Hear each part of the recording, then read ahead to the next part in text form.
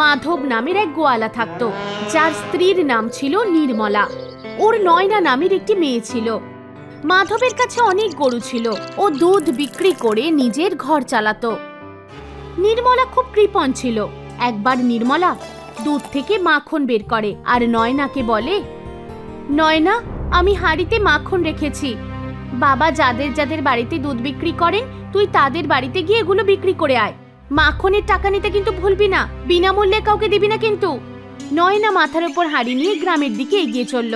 বাড়ির সামনে গিয়েও চিৎকার করে বলল, মাখন নেবে গো, একদম তাজা আর সুস্বাদু মাখন। আরে মা, কত করে মাখন? 100 টাকায় 1 কিলো বৌদি। তাজা হবে তো? হ্যাঁ বৌদি, একদম তাজা। আচ্ছা, 1 কিলো দিয়ে দাও। গ্রামবাসীদের মাখন খুব ভালো লাগলো। সূর্য ডোবার আগেই প্রায় সব মাখন বিক্রি হয়ে গেল। অনেক টাকা রোজগার হলো। ও বাড়ি এসে পয়সা মাকে দিয়ে দিল। নির্মলা খুশি হয়ে গেল। আরে বাহ, এ তো দারুণ হলো।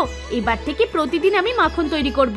পরের দিন ও আবার মাখন তৈরি করলো আর নয়নাকে দিল। নয়না এবার অন্য রাস্তা দিয়ে যাচ্ছিল। ওই রাস্তায় এক রাধাকৃষ্ণর মন্দির পড়ে। ও বাইরে হাঁড়ি রেখে মন্দিরের ভিতরে গেল।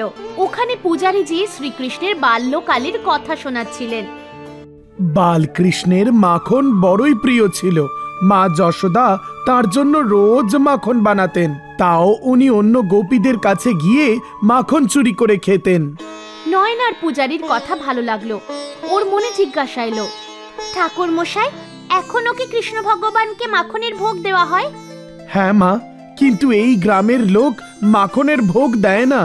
এই শুনে নয়না মাখন নিয়ে এলো আর ঠাকুরকে ভোগ দিতে বলল। চিন্তা করবেন না পণ্ডিতজি, এবার থেকে আমি রোজ মাখন আনবো। নয়নার এবার রোজগারের কাজ হলো যে ও গ্রামে যাওয়ার আগে কৃষ্ণ ভগবানকে মাখনের ভোগ দিত, তারপর বেঁচে যাওয়া মাখন বিক্রি করত। তাই বেচার জন্য মাখন কম হয়ে গিয়েছিল, তাই পয়সাও কম রোজগার হতো। একদিন নির্মলার সন্দেহ হলো, নয়না, তুই আজকাল পুরো টাকাটা আনিস না? মাখন তো সব বিক্রি করে দিস, মাঝ রাস্তায় খরচা করে ফেলিস না তো? নয়না ওর মায়ের স্বভাব জানতো। ও মনে মনে বলল, মা যদি জানতে পারে ভগবানের মন্দিরে আমি মাখনের প্রসাদ দিই, তাহলে খুব রেগে যাবে। এরপরে তো আমাকে মন্দিরে যেতেই দেবে না। কি বলবো আমি? মিথ্যে বলাটাই ও সঠিক ভাবলো। আমার কথা বিশ্বাস করো, আমি টাকা কোথাও খরচ করি না। আসলে গরু গাঢ় দুধ দেয় না, আর তাই জন্যই মাখন ভালো হয় না। সেই জন্য অত পয়সা কেউ দেয় না। গরুকে ভালো ভালো খেতে দাও, তখনই মাখন ভালো হবে। একবার মাধব অসুস্থ হলো, ও দুধ দিতে যেতে পারলো না। কি গো শুনছো, তুমি তো অসুস্থ, দুধ বিক্রি করতে তো যেতে পারবে না। আমি ভাবছি যে আমি গিয়ে বেঁচে আসি। হ্যাঁ নির্মলা, তুমি ঠিকই বলছো, এটাই ঠিক হবে। নির্মলা ক্যানে দুধ ঢেলে বিক্রি করতে বেরোলো। নয়না, তুই আমার সঙ্গে চল, তুই মাখন বিক্রি করবি আর আমি দুধটা দিয়ে দেব। দুই মা মেয়ে বাড়ি থেকে বেরিয়ে পড়ে। রাস্তায় মন্দির এলো। নয়না মন্দিরের সামনে দাঁড়িয়ে গেল। আরে, এখানে দাঁড়িয়ে গেলি কেন? এগিয়ে চল, তোর বাবা অসুস্থ। তাড়াতাড়ি দুধ মাখন বিক্রি করে বাড়ি যেতে হবে। নয়না মায়ের কথায় ভয় পেয়ে ভোগ না দিয়ে এগিয়ে যায়। দুজনে তাড়াতাড়ি কাজ শেষ করে বাড়ি ফিরে আসে। কিছুদিন ধরে এই নিয়মই চলল। তারপর মাধবের শরীর সুস্থ হয়ে গেল। একদিন নির্মলা সব টাকা পয়সা গুনছিল। তখনই ওখানে এক খুব সুন্দর মেয়ে এলো। তুমি কে আর এখানে কি করছো? আমার নাম রাধা। আমার বন্ধু বাইরে দাঁড়িয়ে আছে, ওর নাম গোপাল। আপনার মেয়ে রোজ আমাদেরকে মাখন খাওয়াতো। কিছুদিন ধরে ও আসছে না, ওর কি হয়েছে? নির্মলা তো অবাক হয়ে গেল। ও বাইরে 10-12 বছরের এক সুন্দর যুবককে দাঁড়িয়ে থাকতে দেখলো। বাচ্চারা, আমার মেয়ে তো এখন বাড়িতে নেই, কিন্তু তোমরা কতদিন ওর কাছ থেকে মাখন নাও? আমি তো মন্দিরে থাকি, আপনার মেয়ে আমায় রোজ মাখন দিয়ে যায়। তোমরা মাখনের পয়সা তো দিয়ে দিয়েছো? না না মা, আপনার মেয়ে তো আমাদের ভালোবেসে মাখন খাওয়াতো। ওকে কিছুদিন ধরে দেখিনি, তাই ওর খোঁজ নিতে চলে এলাম। নির্মলা বুঝতে পেরে গেল এই কারণেই নয়না কম টাকা নিয়ে আসতো। ও প্রচন্ড রেগে গেল। ও দুজনকে প্রচন্ড রাগ দেখিয়ে বলল, তোমরা দুজন আমার মেয়েকে বোকা বানিয়ে এতদিন ধরে ফ্রিতে ওর কাছ থেকে মাখন নিয়েছো, আর এরকমটা হবে না। গোপাল আর রাধা দুজনে হাসতে হাসতে ফিরে গেল। কিছুক্ষণ পরে নয়না বাড়ি এলে নির্মলা খুব রেগেছিল। ও রাধার কথা নয়নাকে বলল। তুই আমাকে মিথ্যে বললি? তুই মাখন নিয়ে গিয়ে সবাইকে ফ্রিতে খাইয়ে দিস? মা, আমি তো কৃষ্ণ ভগবানের মন্দিরে মাখন ভোগে দিয়ে আসি। তুমি তো শুধু পয়সারই চিন্তা করো। উনি আমাদের বাড়িতে মাখনের জন্য এলেন আর তুমি তাড়িয়ে দিলে। নির্মলা এই শুনে অবাক হয়ে গেল। নয়না কাঁদতে কাঁদতে নিজের বাবার কাছে গেল আর সবকিছু বলে দিল। আমাদের ভাগ্য এতই প্রসন্ন ছিল যে ভগবান নিজে আমাদের বাড়ি এসেছিলেন। তোমার কৃপণতার জন্য তুমি তাকে তাড়িয়েছো। এবার মাধব, নির্মলা, নয়না তিনজনে মাখন নিয়ে মন্দিরে গেল আর কৃষ্ণ ভগবানকে ভোগ দিল আর তার কাছে ক্ষমা চাইল।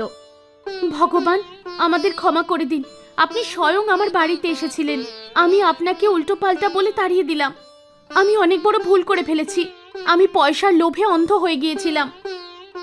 আমাদের ক্ষমা করে দিন ভগবান, কৃপা করে আপনার দর্শন দিন। হঠাৎ ওখানে একটি তীব্র রশ্মি এলো আর সেই আলোয় ওরা ওই দুই বাচ্চা ছেলে মেয়েকে রাধাকৃষ্ণের মূর্তির সামনে দেখতে পেল। নির্মলা মাখন বেচা বন্ধ করে দিল। ও মাখনের ভোগ দিত আর বেঁচে যাওয়া প্রসাদ হিসাবে সবাইকে খাইয়ে দিত।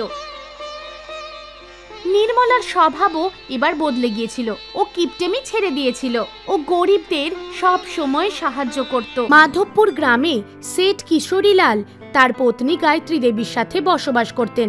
শেঠ কিশোরীলাল শুধু পয়সার পূজারী ছিল, কিন্তু তা সত্ত্বেও গায়ত্রী দেবী সারাদিন লাড্ডু গোপালের পুজো করত।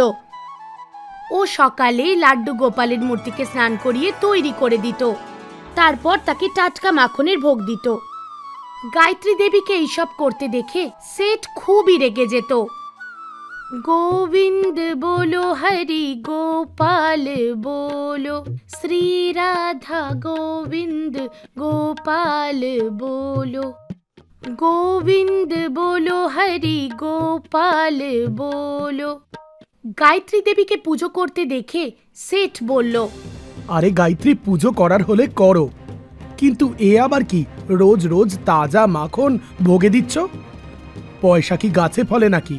জানো না কত কষ্ট করে আমি রোজগার করি রোজ? সেঠানিকে উল্টো পাল্টা বলা শেঠের একটা কাজ হয়েছিল, কিন্তু সেঠানি ওর কথায় পাত্তা না দিয়ে কৃষ্ণ ভক্তিতে লীন থাকত। প্রভু, ওর কথায় খারাপ ভাববেন না। ও অজ্ঞানী, ও জানে না যে ও কি বলছে। ভগবান, আপনি আমাদের ওপর নিজের কৃপা বজায় রাখবেন। কৃষ্ণ ভগবান স্বর্গে বসে সেঠানির ভক্তি দেখে মনে মনে হাসেন। সেঠানির ভক্তির জন্যই শেঠের ব্যবসা ভালো হচ্ছিল। ওই গ্রামে মোহন নামের এক বাবুর্চি নিজের পত্নী এবং ছেলে মেয়েদের সঙ্গে থাকত। মোহন শ্রীকৃষ্ণের অন্ধ ভক্ত ছিল। মোহন গ্রাম প্রধানের বাড়িতে রান্নার কাজ করত। ও রোজ শ্রীকৃষ্ণ আর রাধা রানীর পুজো করত আর ওদের মিছরির ভোগও দিত।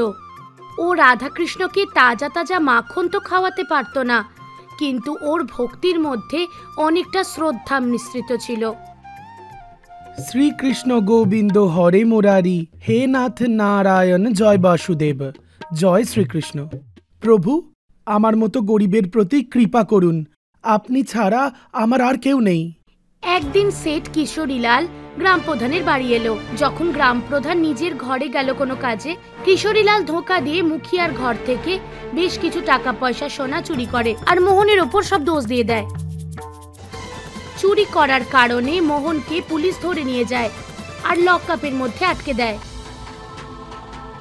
আমায় ছেড়ে দিন সাহেব, আমি কিচ্ছু করিনি। হ্যাঁ হ্যাঁ, সব চোর এই কথাই বলে। এইভাবেই দিন কেটে যাচ্ছিল। একদিন হোলির উৎসব এলো। সেদিন গ্রামে খুব আনন্দ হচ্ছিল। লোকজন বিভিন্ন রঙের পিচকারি ও রং কিনছিল। চারিদিকে খুশির বাতাবরণ ছিল। স্বর্গে বসে শ্রীকৃষ্ণ ভগবান মনে মনে চিন্তা করলেন, রাধে, আজ পৃথিবী লোকে হোলির জন্য প্রস্তুতি নেওয়া হচ্ছে। এত সুন্দর রং বেরং দেখে আমার মন খুশিতে ভরে গেছে। আমরা যদি পৃথিবীতে বিচরণ করতে যাই? প্রভু, এই বিচার তো খুবই ভালো।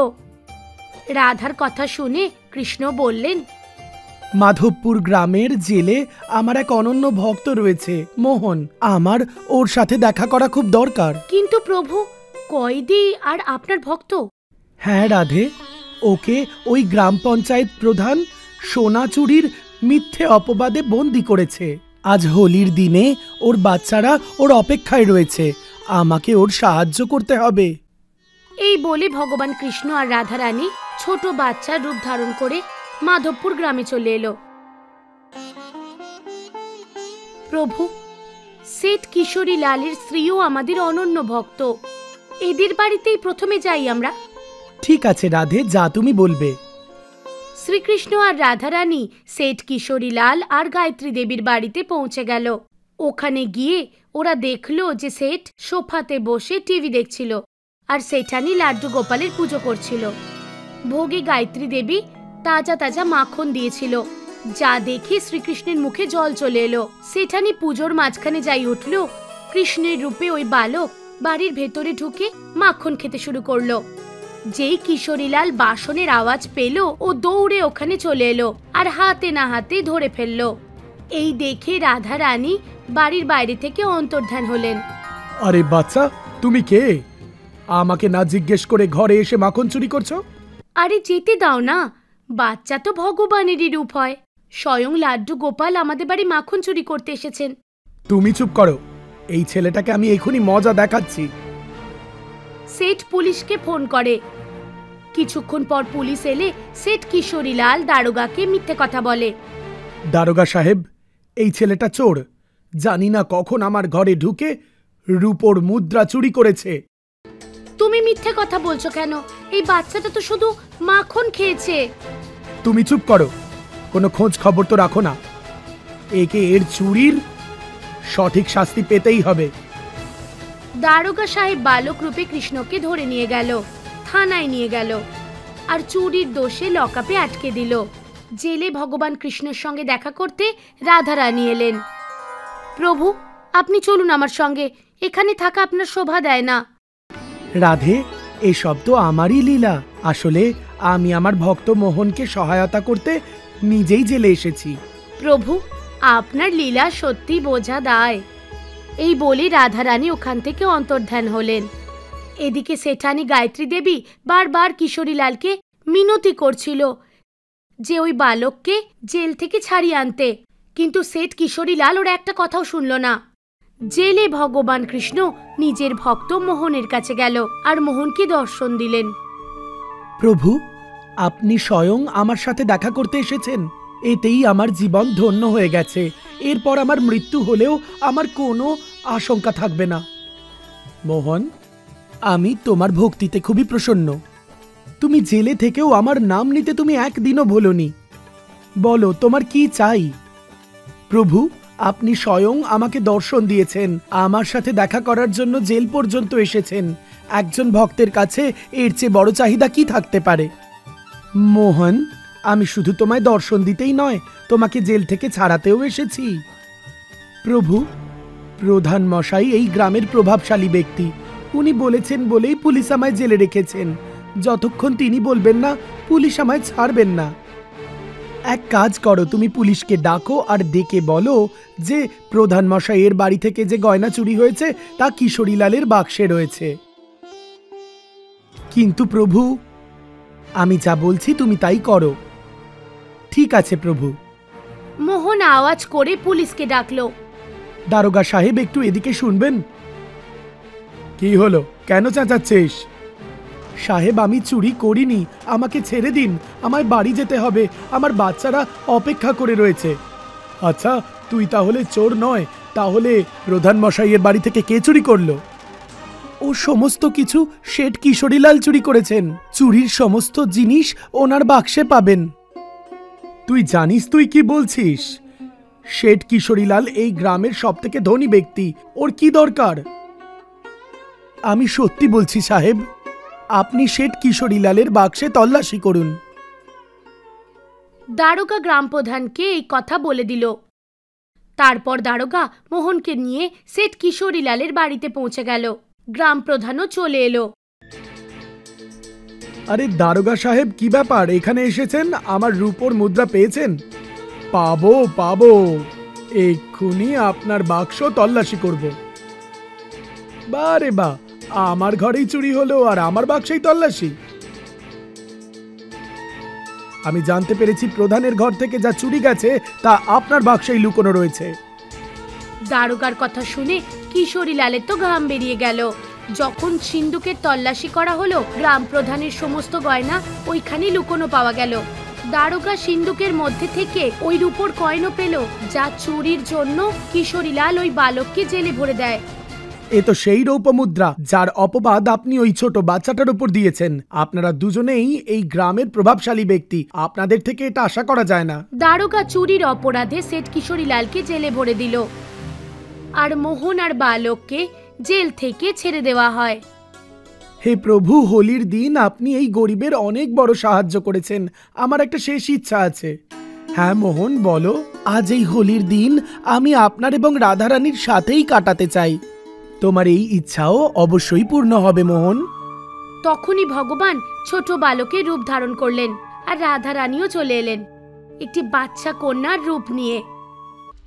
সবাই মিলে মোহনের বাড়িতে গেল। দেখো বাচ্চারা, হোলি উদযাপনের জন্য আমি কাদের এনেছি। তারপর মোহন নিজের হাতে ভালো ভালো মিষ্টি বানায় আর দুজনকে খাওয়ায়। সবাই একে অপরকে রং আর আবির লাগালো। তো এইভাবেই শ্রীকৃষ্ণ নিজের লীলা করে নিজের ভক্ত মোহনের সঙ্গে হোলি খেললো।